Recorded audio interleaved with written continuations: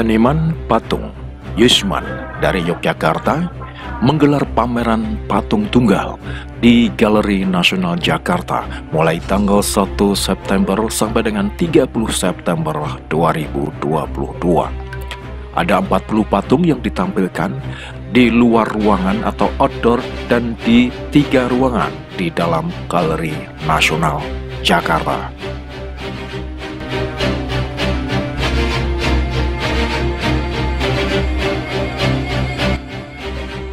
Patung-patung besar di luar ruangan merupakan potret perjuangan dari Panglima Besar Jenderal Sudirman saat bergerilya. Untuk selengkapnya, bagaimana Yusman menggelar pameran patung tunggal dengan tajuk Gerbang di Galeri Nasional Jakarta ini, berikut penuturan Yusman. Pameran ini sebetulnya kita berpameran ini sambil pameran karya pribadi dan pameran fan art itu karya pribadi juga. Kita ingin mengingatkan kembali kepada anak-anak kita, mungkin murid saya, bahwa dalam keadaan apapun kita harus mengingat para pejuang kita terdahulu. Contoh seperti yang belakang ini adalah maket Trikora yang ada di Mabes TNI Cilangkap dan juga ada di Morotai, tempat Perang Dunia Kedua. Dan satu lagi, saya menghadirkan Pak Dirman yang tingginya sampai 9 meter, 8 sampai 9 meter, juga sama. Karena selama ini saya berkarya, baik berkarya secara pribadi maupun karya istilahnya monumental, maka di dalam satu ruangan ini saya ingin menampilkan kembali kepada mungkin murid saya, anak didik saya. Jadi dari Sabang sampai ke Merauke sudah ada monumen kita. Nah, inilah yang salah satu yang akan kita perlihatkan kepada anak-anak kita, kepada siapapun yang mencintai sejarah, bahwa kita tidak boleh melupakan sejarah. Bagaimanapun kita adalah lahir dari sejarah masa lalu. Kalau yang di depan karya kita itu khusus tentang Pak Dirman. Bagaimana perjuangan Pak Dirman, mungkin semua orang tahu Pak Dirman satu-satunya, bahkan salah satu juga dari para pahlawan, boleh saya bilang satu-satunya pahlawan yang tidak pernah mau berunding dengan Belanda. Meskipun beliau dalam keadaan sakit dengan paru-paru satu, beliau tetap kokoh mempertahankan NKRI, mempertahankan bagaimana untuk merdeka di kemudian hari untuk anak cucu beliau. Jadi itulah yang saya ambil dari Pak Dirman, seperti keteladanan dari beliau. Jadi berjuang beliau itu tanpa pamrih, biarpun dengan darah, air mata, bahkan nyawa pun beliau korbankan demi untuk kemerdekaan di belakang hari untuk anak cucunya.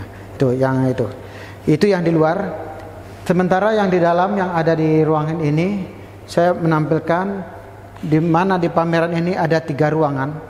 Ruangan pertama ini adalah monumen saya yang sudah terpasang di Indonesia, mulai dari Sabang sampai ke Merauke tahun 2019, diresmikan oleh Pak Jokowi di Merauke. Jadi dari Sabang sampai ke Merauke sudah ada monumen kita, monumen saya. Dan ini adalah bagian dari maket-maket yang pernah kita monumenkan di Indonesia. Mungkin ada cerita dari maket yang ini.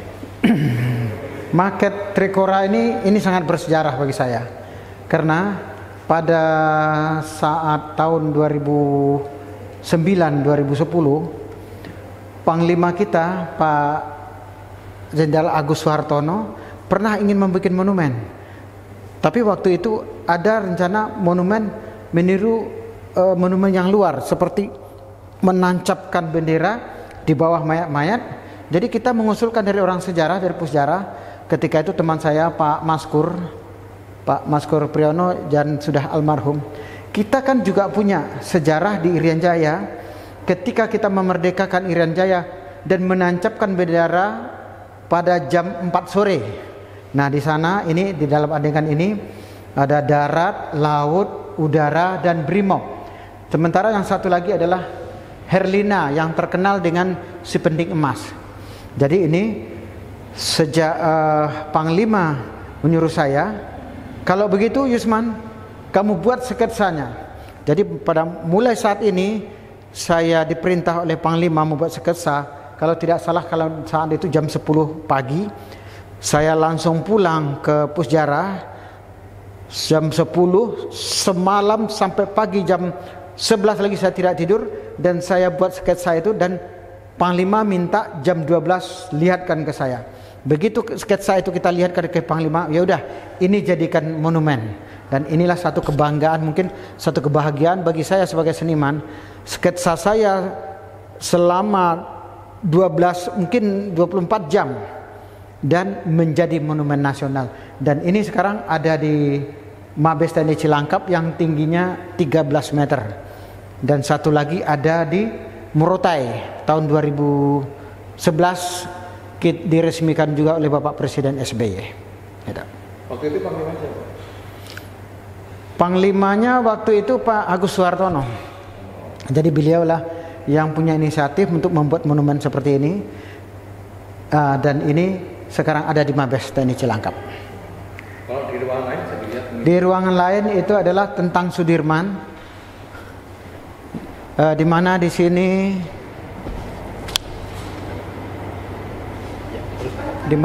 juga ada maket kita, dan maket ini yang ada di Mabes, dan ini juga sudah dikritik oleh Bapak Panglima TNI waktu itu, Bapak Jenderal Agus Suhartono.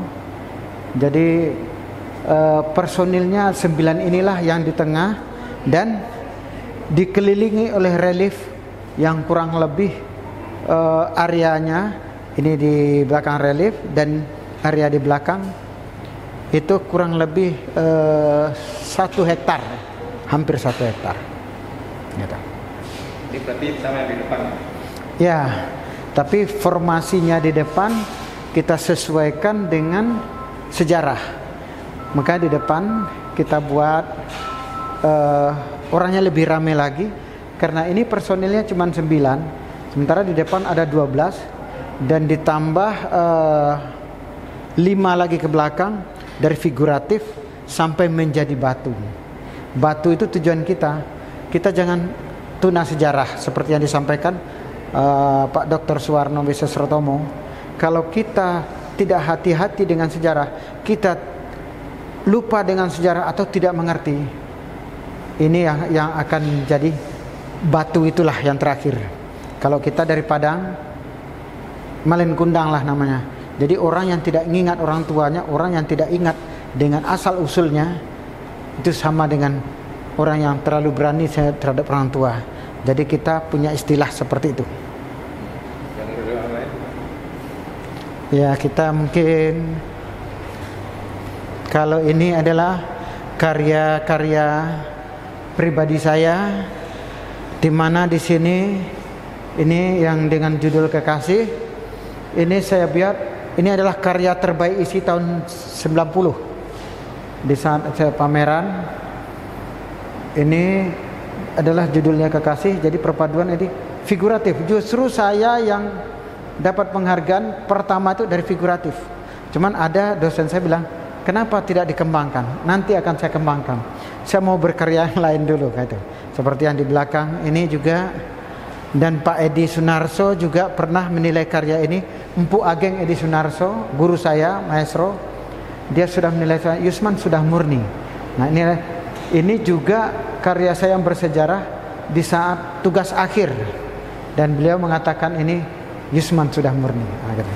Juga termasuk ini tanduk, ini adalah tanduk 1. Jadi di mana di tanduk ini kita ada lorong. Lorong ini artinya adalah kosong. Jadi gimana pun di dalam hati kita, kalau di dalam hati kita bersih dan kosong, ikhlas kuncinya, kita kemana saja pun dan apapun yang kita pecahkan itu akan enak. Istilahnya gimana ya? Plong, itu yang sebetulnya. Dan seperti karya saya ini kelihatan sekali di sini lorongnya. Nah, saya pingin bersih. Saya tidak mau memikirkan istilahnya yang lain lagi. Yang ada di saya, mulai saat ini saya tidak akan istilahnya seperti sakit hati ataupun dendam sama siapapun. seperti yang peristiwa yang terjadi di Kekasih ini. Jadi inilah implikasi dari diri saya sendiri. Kita belajar ikhlas, kita belajar bersih. Kalau bersih dari dalam, bersih jugalah keluar. Itu yang saya inginkan. Sementara karya yang saya yang satu ini saya dengan guru saya Pak Sabtoto. Jadi pada saat itu Pak Sabtoto, kamu kalau berkarya jangan manis-manis terus, senyum sana, senyum sini. Apa yang ada di dirimu, apa yang kau inginkan. Nah itu, ini dialog saya dengan maestro Pak Sabtoto, guru saya. Jadi terus saya harus berkarya apa, Pak? Terserah apa yang ada di diri kamu. Jiwa kamu pernah memberontak, saya pingin ini, tidak bisa. Jadi ini adalah ekspresi. Jadi gimana saya pingin lepas dari satu masalah, bagaimana gitu. Jadi inilah salah satu ide ajuran dari beliau, dan inilah tangkapan saya untuk patungnya. Ini patung potret diri saya sendiri. Nah deh. Sementara ini adalah dari batu unik dengan judul adalah Dialog. Ini juga pernah saya pamerkan tahun 97, dan saat itu juga Sultan Hamengkubuwono X pernah berdialog sama saya. Ini judulnya apa? Di saat tahun 97 saat itu kita masih negara kita sering bertengkar gini. Saya membuat ini sebelum itu. Jadi apa maksudnya dialog? Itu ditanya saya menjawab, apapun yang kita lakukan, apapun yang kita bicarakan, apapun yang akan kita laksanakan nanti harus didialogkan dulu. Jadi harus kita musyawarahkan. Inilah jadinya patung. Saya tidak melihat yang lain tapi kecuali orang berduduk. Nah ini lain nih. Ini patung ini adalah patung diri saya sendiri. Karena saya dari SMP suka melamun. Jadi bulan puasa pun bahkan ibu saya bilang, kamu sakit? Enggak, saya bilang. Tapi rasanya kalau saya habis makan, mungkin berbuka, habis taraweh, saya siapkan diri saya 1 jam bahkan 2 jam untuk melamun. Ini aneh, orang bilang aneh. Tapi kalau sekarang banyak mengatakan, ya termasuk guru saya, ini jawabannya nyeleneh. Ini wesel belum datang. Bukan itu, tapi arti yang sesungguhnya, bagaimana saya menghadapi dunia ini, apa yang akan saya lakukan esok hari. Jadi dengan bermenung, saya akan dapat solusi sesudah itu. Tapi berbeda saya dengan menenung orang lain. Tapi orang lain saya malah dilarang bermenung seperti ini. Di saat kita bermenung ini kan, ini raga kita di sini pikiran kita tuh udah melayang kemana-mana. Bahkan raga kita nanti bisa diisi yang lain. Tapi saya bilang, saya bermenung ini malah mencari inspirasi. Dan satu kepuasan bagi saya, sesudah bermenung saya punya ide yang lain. Nah, ini sangat bersejarah bagi saya. Ini kalau tidak salah ini semester 4, kalau tidak salah semester 5 yang bermenang. Guru saya Pak Sabtoto juga. Gitu. Sementara kita semua dicoba. Ini adalah batu yang paling keras. Ini juga judulnya juga dialog. Juga ini dialog 1 ini. Bagaimana bahan sekeras apapun orang patung harus mencoba. Nah, itu. Jadi ini karya saya, desain saya yang juga saya pamerkan, dan baru kali ini pameran pertama di Jakarta. Ketika kepala Galnas berbicara, Galnas ini, Jakarta ini sama dengan tempat wisudanya orang, wisudanya seniman. Jadi untuk orang pameran di Galnas ini bukan semua orang bisa pameran. Jadi mungkin diseleksi, bukan mungkin, itu akan diseleksi. Dan untuk tahun ini, tahun yang akan datang, itu sudah ada seleksi-seleksi. Jadi begitu sudah selesai pameran di Galnas, berarti dia sudah selesai wisuda. Itu kata Pak Pustanto yang ketua Galnas. Jadi kalau nanti kita pameran di mana-mana, Jogja, Bandung, Padang sama Sulawesi, kalau belum di Galnas itu belum di wisuda. Ini nanti kita tanyakan Pak Pustanto.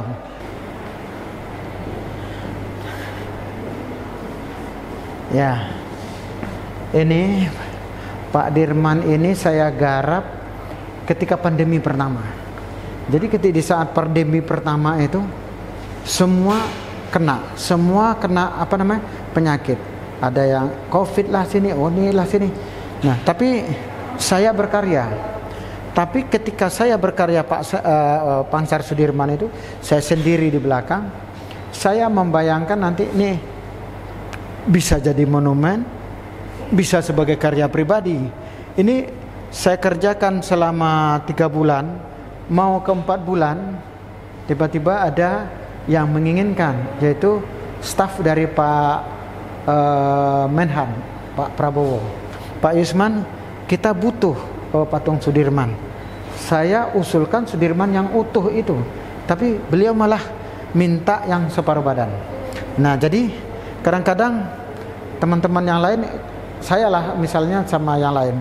Sekarang apa bedanya karya pribadi yang dikoleksi oleh kementerian dengan karya, apa dia otomatis menjadi karya proyek? Kan tentu enggak. Nah, ini salah satu. Ini karya pribadi, karena kalau karya itu nanti untuk kantor dan lain-lain, ini tidak akan saya bikin seperti ini. Karena ini karya pribadi, tiba-tiba kementerian senang. Jadi ini koleksi pertama adalah Kemenhan, dari Menhan Pak Prabowo. Ini ada di kantor beliau dari pintu masuk. Harapan kita pameran ini semoga pertama adalah negeri kita terlepas dari ancaman-ancaman COVID, ekonomi berjalan kembali, sehingga teman-teman yang baik itu yang berkesenian langsung seperti wayang, nyanyi, dan kita seni rupa mudah-mudahan berjalan seperti apa adanya. Harapan kita semoga pemerintah juga memperhatikan kita, karena apa yang kita buat itu adalah bukan untuk diri kita sendiri. Yang kita buat ini juga ada kepentingan untuk negara. Seperti yang saya pamerkan, bagaimanapun hiruk pikuknya kita sekarang Indonesia, namun sejarah tidak boleh dilupakan. Itu yang ada saya.